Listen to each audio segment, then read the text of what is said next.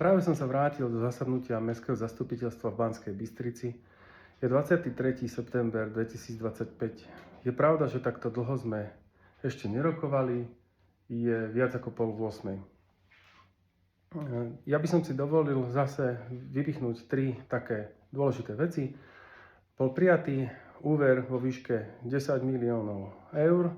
Treba to ale považovať za úverový rámec, to znamená, že sa to bude načerpávať postupne.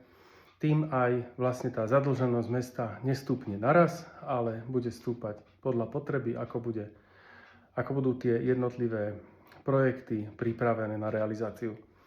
Druhá vec, bol nám predstavený koncept pre Zárez, to je podnik mestský, ktorý sa stará o zeleň napríklad a o niektoré rekreačné zariadenia. Ten sa bude sťahovať do nového areálu v Majeri, ten však bude potrebné vybudovať. Dozvedeli sme sa, ako si to predstavujú, ale nedozvedeli sme sa nič o tom, ako to bude etapovite riešené, takže na pár vecí som sa pýtal. Tretiu vec, na ktorú by som vás chcel upozorniť, je skutočnosť, že rovnako ako na župu, tak aj na mesto bol doručený podnet od verejného ochrancu práv, ktorý vyzval mesto k tomu, aby prehodnotilo to, ako má usporiadané svoje volebné obvody do najbližších komunálnych volieb.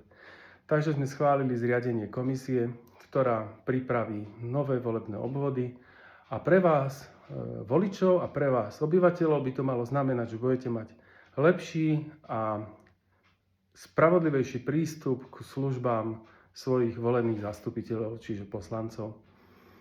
Prajem vám pekný večer a všetko dobré, ozvem sa čoskoro, pretože o 2 dní zasadá zastupiteľstvo Banskobystrického samosprávneho kraja.